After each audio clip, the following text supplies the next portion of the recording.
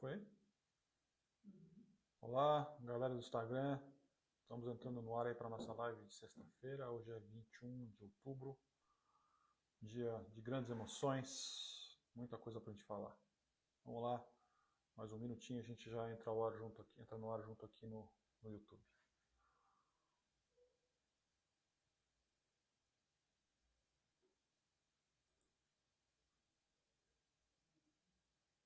Olá, boa noite a todos, pessoal aqui do YouTube. Estamos aqui para a nossa live de sexta-feira. Hoje é dia 21 de outubro. Muita coisa aconteceu. Enfim, uma sexta-feira feliz, que não foi uma sexta-feira sangrenta, os mercados todos melhorando, tanto aqui no Brasil como no mundo afora. Muito interessante, né? Na semana passada a gente fez alguns apontamentos aqui que eu vou relembrar. Eu disse que os mercados estavam reagindo de maneira diferente às notícias ruins. Essa semana a mesma coisa aconteceu. Diversas notícias ruins de inflação nos Estados Unidos, de inflação na Inglaterra. A primeira-ministra da Inglaterra pediu demissão. Problemas por aí, problemas com China, guerra, alguns outros episódios, e o mercado resiliente, e a gente já vinha falando isso na semana passada, que o mercado tinha passado a reagir de forma diferente às notícias ruins, e que a gente vinha vinha encerrando o período da sazonalidade ruim, né? Na verdade, a gente ainda tem mais uma semana, essa última semana de outubro ainda é uma semana assim que seria a última semana da janela de sazonalidade ruim, e depois dos últimos 2 meses do ano a gente vai entrar com os ventos favoráveis aí dessa janela de sazonalidade, que só a título de curiosidade, em 75% dos meses de novembro e dezembro as bolsas têm uma performance positiva. E também a gente vai ter as eleições lá nos Estados Unidos agora no mês de novembro, que também é um fator positivo, que na grande maioria das vezes, quando a gente tem as midterms, os mercados reagem de forma positiva. Então é muito provável que a gente realmente veja um rally aí de final de ano, um alívio para os mercados continuam muito massacrados, a S&P está com mais de 20% de baixa, diferente da gente aqui, completamente diferente, mas quem nos acompanha sabe que a gente tem traçado esse cenário. Então o cenário é esse, uma semana melhor, uma semana de alívio, não foi uma semana fácil, os mercados oscilaram bastante, a volatilidade foi grande, alguns resultados de empresas americanas vieram melhor do que o esperado, principalmente os bancos, e isso ajudou a segurar o mercado por lá. Aqui no Brasil, eu acho que o mercado está na reta final da eleição, né? Muito barulho de eleição essa semana, pesquisas de todo jeito. Eu falei aqui logo na nossa primeira live, depois do primeiro turno, que a gente ia caminhar para que a gente tivesse empate técnico em todos os institutos, e eu acho que é isso que vai acontecer. A gente já tem, na maioria deles, acho que 90% dos institutos já estão apontando para o empate técnico. Então nós vamos ter uma eleição bastante apertada e que vai ser disputada no detalhe, vai ser ganha no detalhe aí no domingo que vem. O mercado se animou um pouco mais, a gente tem um viés claro aqui na parte das estatais, principalmente Petrobras e Banco do Brasil, voltado mais para o atual presidente, né, dada a gestão responsável assim que eles fizeram, que realmente merecem destaque e muitos elogios. Então a gente viu Petrobras e Banco do Brasil performando muito bem, principalmente nos últimos 2 ou 3 dias, em que sentiu-se uma certa virada por parte do atual presidente aí no rumo da eleição. E foram os grandes destaques, né? Petrobras e Banco do Brasil aqui nessa semana, e o resto do mercado ele veio meio que a reboque, né? A gente vai passar por isso aqui já já. Outra coisa interessante também que a gente vai tocar no finalzinho, mas eu já vou colocar aqui, fluxo estrangeiro continua muito forte, quem tem mandado na bolsa continua sendo estrangeiro, mas essa semana a gente teve 2 dias de fluxo positivo para FIIs, né?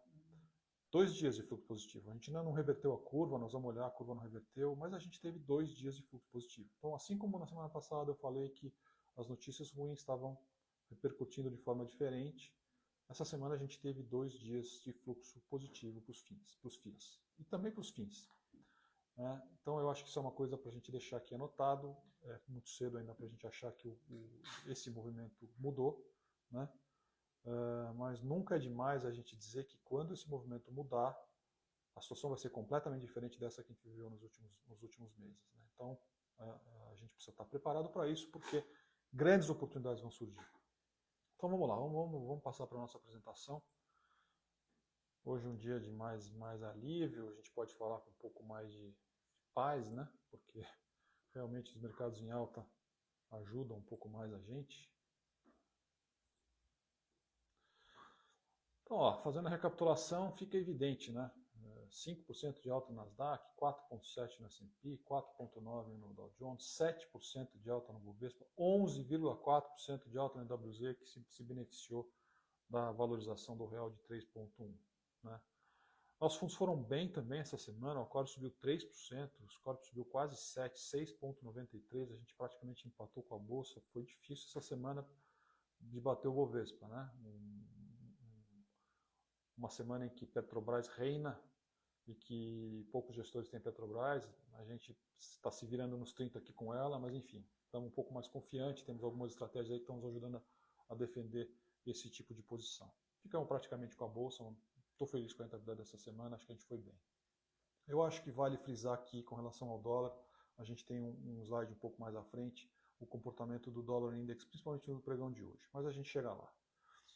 Então vamos lá, falando um pouquinho dos nossos destaques aqui da carteira, eu acho que Petrobras foi um grande destaque, né? Com certeza a Petrobras foi o nosso maior destaque. A gente começou a semana reduzindo um pouco a Petrobras, depois a gente viu que ela continuava firme e acabamos voltando com a estratégia em derivativos para continuar aí posicionado em Petrobras, porque nós não podemos deixar de ter a Petrobras na carteira. A Petrobras representa 15%, 13% do Bovespa. Então ela foi um grande destaque e acredito eu que ela vai continuar sendo destaque na semana que vem. A gente tem um evento binário, a eleição é um evento binário, né? Principalmente para os papéis das estatais aí, falando em Banco do Brasil e Petrobras. Se a gente tiver uma vitória do candidato da oposição, esses papéis vão performar muito mal depois da eleição. Se a gente tiver uma performance, uma vitória do candidato do atual governo, nós vamos ter uma performance muito boa desses papéis. E se o mercado perceber, como percebeu nesses últimos dias dessa semana, que está havendo uma virada, uma consolidação da posição do atual presidente, esse movimento vai ser antecipado, e aí provavelmente a gente vai ter um esterçor dele após a eleição, no dia 31, que é uma segunda-feira, e talvez os mercados se acomodem naquela história de compra o boato e vende o fato. Então é importante ter isso em mente para atuar aí na próxima semana. Semana de grandes emoções vai ser a próxima semana e é preciso estar preparado e com uma estratégia bem montada. BTG foi outro destaque, posição importante nossa, tinha ficado um pouco para trás essas últimas semanas, retomou, então acho que BTG dispensa comentário, a gente tem BTG já faz muito tempo. Eletrobras performou bem essa semana também. Eletrobras é uma posição grande nossa. Né? Junto com Taesa, Taesa e Sabesp são as únicas empresas que a gente tem no setor de utilities agora. Né? Nós estamos com a cabeça um pouco mais de alta para o mercado, então a gente está achando mais que vai subir mais varejo, e vai subir mais construtoras, e as utilities ficam um pouco mais de lado. Mas a gente tem a Eletrobras, porque a gente acha que a Eletrobras pode se diferenciar das outras utilities, porque ela tem muita gordura para queimar, muito enxugamento para fazer, a empresa vai dar uma virada grande com a gestão privada agora, e ela vai melhorar muito, e a gente acredita bastante nesse case. Do lado negativo, a gente teve Cyrela, né? A gente reduziu nossas posições de Cyrela depois do primeiro turno, reduzimos nossas posições de direcional também, os dois destaques negativos aqui. A gente voltou a aumentar as nossas posições em direcional hoje. Ânima também, destaque negativo, junto com a Cogna, no setor de educação aqui na contramão das estatais, né? Então o mercado está acreditando mais que nós estamos tendo uma virada do atual presidente do que do candidato à oposição. As educadoras, elas têm um viés mais para o candidato à oposição, acabaram sofrendo mais essa semana. Na verdade, a gente acabou saindo de Cogna e aumentamos um pouquinho a nossa posição de Ânima novamente, porque a gente tinha reduzido, acabamos voltando um pouquinho na nossa posição original em Ânima. Bom, voltando aqui para a nossa apresentação, vamos falar um pouquinho de macro. Né? Inflação, essa semana a gente teve alguns cases aí de dados de inflação na Alemanha, assim 2,3 quanto o mercado em setembro, quando o mercado esperava 1,6. Na Inglaterra também veio um índice muito forte.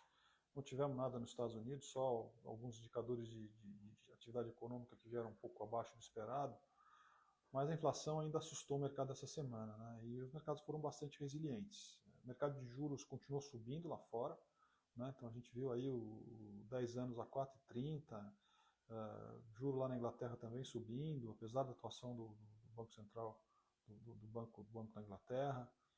E tivemos aí uma troca de primeira-ministra na Inglaterra também, ainda não sabemos quem vai substituir a primeira-ministra, mas ela pediu demissão, não aguentou a pressão, a primeira-ministra que menos tempo ficou no cargo, e tudo isso trouxe muito nervosismo para o mercado, né? E aí hoje a gente teve um arrefecimento dessa história. Eu acho que o mercado já está meio cansado, e nós estamos em níveis muito massacrados, né? E a gente vai entrar nessa sazonalidade. Isso tudo acabou pesando um pouco menos aí, principalmente no dia de hoje e mais aqui no período da tarde. Eleições a gente já falou um pouquinho no início. Foi uma semana em que talvez o presidente tenha virado. Essa interpretação que a gente está tirando do mercado hoje. Mas muita volatilidade nos aguarda ainda com esse tema para a semana que vem. Bom, eu acho que aqui, passando para olhar os nossos indicadores principais que a gente sempre vê, né? Semana passada eu dizia que estavam as curvas distantes e que eu tivesse que apostar, eu apostava que elas iam se aproximar. Elas começaram a se aproximar, como a gente está vendo por aí, né? Bom, estamos falando aqui que o som está truncando um pouco, gente. Mas enfim, vamos continuar dessa forma. Então, o som do YouTube. Então, as curvas estão se aproximando, eu acho que elas tendem a se aproximar mais. Eu acho que semana que vem o S&P der sequência, as bolsas americanas derem sequência nessa alta dessa semana, nós vamos ver um movimento de final de ano aí bastante interessante, que pode levar o S&P de volta para a faixa dos 4.100, enfim. É um movimento razoável, nós estamos aí perto dos 3.800, dá quase 10% de alta, né? Então, ficar atento. Acho que sazonalidade a gente vai entrar no momento positivo a partir do começo de novembro, e Brasil e Estados Unidos vão passar a se alinhar. Então a gente pode ver um movimento bastante interessante aí, e como a gente sofreu bastante esse ano, a gente tem que aproveitar, né? Não só nós aqui na gestão, como vocês que nos escutam aí nos seus investimentos pessoais. Falando de dólar, também um cenário semelhante ao VIX, né? Lembrando que o dólar tem um comportamento parecido com o VIX americano, eles têm uma correlação muito forte, então o VIX deu essa voltada e o dólar também deu essa voltada aqui no Brasil. Eu tenho dito que depois das eleições eu acho que o dólar vai se acalmar e a gente vai ter uma valorização maior do real. Continuo falando isso, independente de quem ganha a eleição, acho que nós vamos ter uma valorização do real aí, talvez com o real voltando para 5, o dólar voltando para 5, mais perto disso. Hoje fechou a 5,150, 5,155, então tem mais uns 3, 4% para melhorar, e eu acho que isso vai acontecer depois da eleição. Então, ficar atento. O dólar também teve um comportamento bastante interessante, e eu chamo a atenção aqui para esse gráfico, que eu acho que é da maior relevância. A gente tem falado muito desse gráfico aqui no nosso Morning Calls, que é o gráfico do Dollar Index, né? O dólar Index está com uma performance assim, espetacular esse ano. O dólar vem se valorizando em relação a todas as moedas. O Yen está na mínima histórica, né? Mínima dos últimos 40 anos. Desde depois da guerra, que o Yen não batia 151 como bateu hoje. Até teve intervenção do Banco do Japão para tentar segurar essa valorização do dólar em relação ao Yen. Mas olha, o dólar index começou o dia hoje se valorizando, né, por conta das notícias ruins, uma bolsa lá fora também abriu caindo, e a gente viu uma virada interessante no dólar index hoje, uma virada bastante representativa, né? Tem um índice importante aí, que é um nível importante, que é o 112, que a gente está trabalhando com ele, depois o 110, e ele está perdendo esse 112 hoje. Então a gente pode estar iniciando um ajuste maior no dólar index. Eu tenho dito que quando a gente tivesse um ajuste maior no dólar index, a gente ia ver uma valorização maior nos mercados de ações, no mercado de renda variável. Então, a gente tem que estar preparado para isso, porque eu acho que é isso que nós vamos ver daqui para frente, se a gente continuar vendo esse movimento de perda no dólar index, né? Então, esse é o meu recado. Vou dar um minutinho aqui, que estão tentando melhorar o som.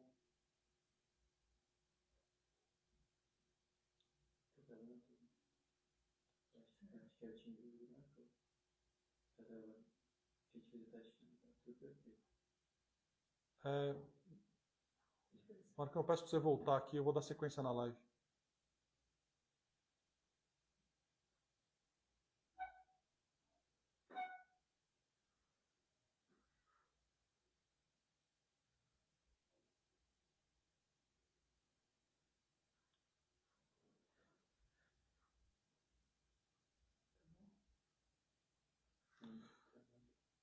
Vamos lá, Marcão, por favor, volta. Eu preciso dar sequência na live.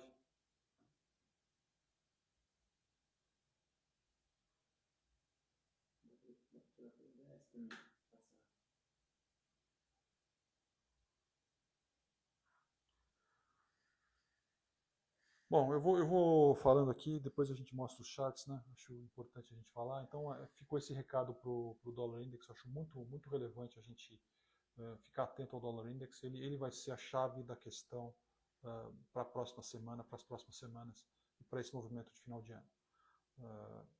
Muito aguardado um ajuste maior no dólar index. Então, se a gente vê isso, a gente vai ter um movimento bem consistente de alta nos mercados, tanto aqui quanto lá fora. Paulo, aproveita e retoma um pouco do conceito do que é o dólar index. O dólar index ele é um índice de uma cesta de moedas contra o dólar, né? Então você tem lá uma participação relevante do euro, uma participação relevante do ien, da coroa sueca, enfim, uma série de moedas contra o dólar, né?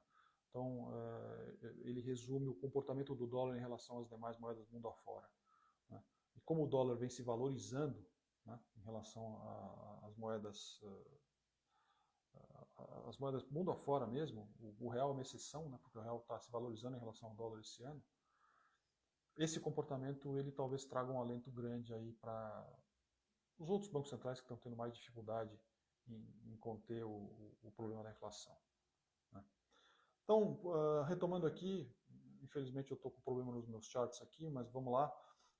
A gente teve uma semana de fluxo positivo também, o EWZ teve uma alta forte, né? Então o EWZ fechou a 34,09 essa semana, então subindo. Ele tem mais para subir, né? Ele tem mais para subir. E o que eu vejo é o estrangeiro continua investindo aqui no Brasil, mais focado em EWZ, né? Aquela história que eu falei na semana passada do mercado de nomes, menos um mercado mais de números e menos de nomes. Voltando ao meu chat aqui do WZ, a gente vê que ele superou essa faixa dos 31 e agora ele está livre para buscar os topos aí de março e depois os topos lá os topos de junho e depois o topo de março, né? Isso é uma valorização grande. Eu acho que uma parte vai vir por valorização das ações aqui no Brasil e uma outra parte vai vir também por valorização do real, né?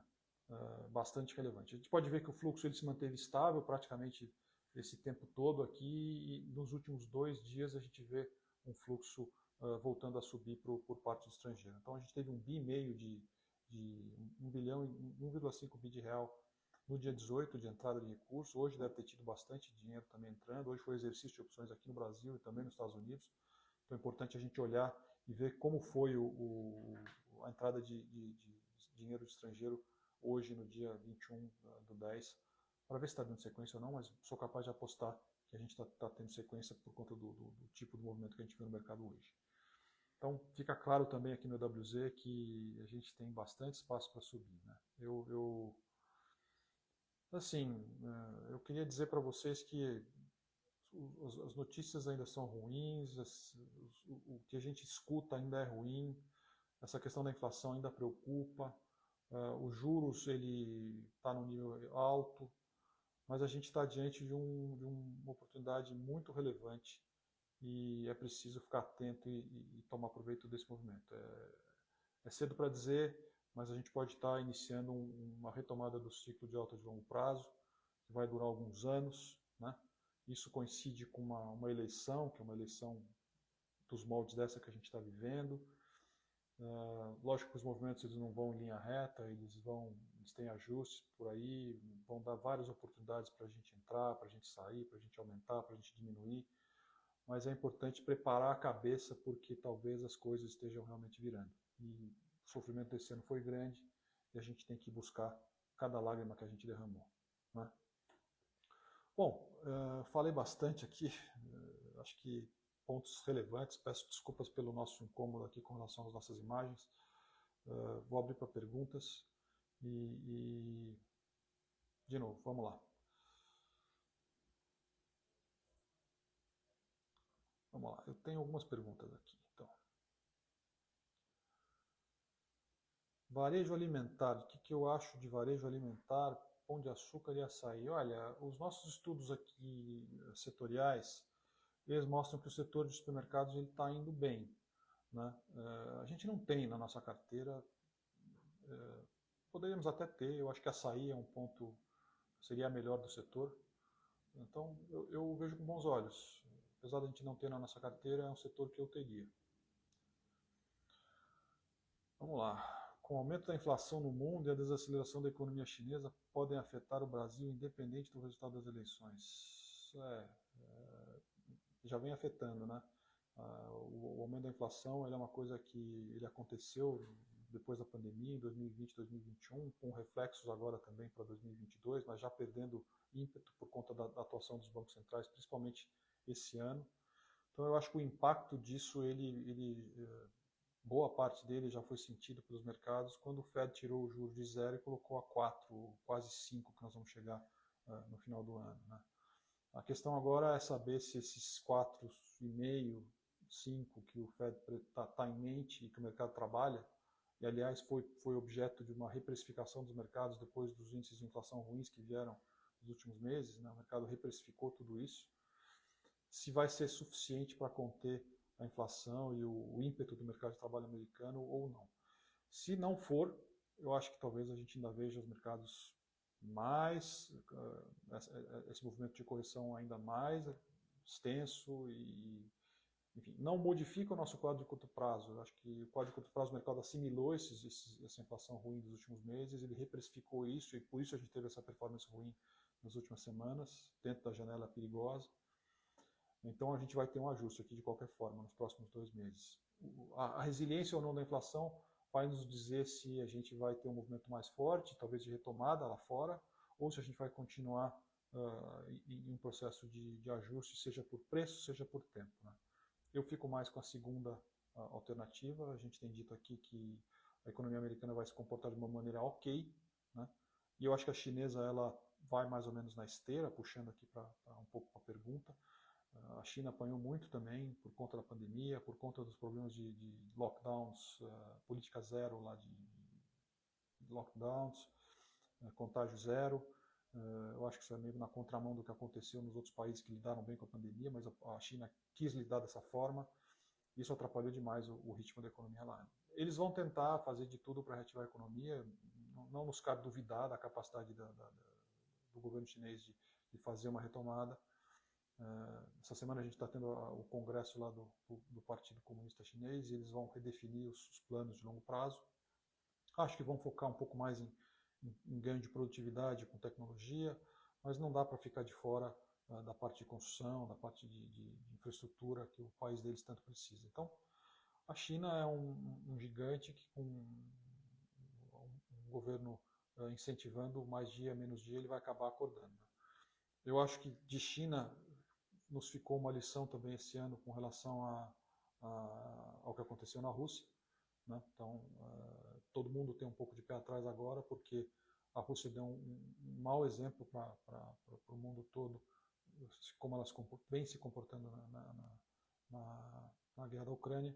A gente tem um problema com Taiwan na China também, então vamos ficar nessa situação de que, putz, mas será que dá para acreditar, será que dá para confiar? E isso vai penalizar os ativos chineses um pouco, né? Mas eles vão tentar de tudo para reativar a economia e fazer com que a economia gire. E para nós que somos portadores de commodities, né, de ferro, de grãos, soja, milho, eu acho que não vai nos afetar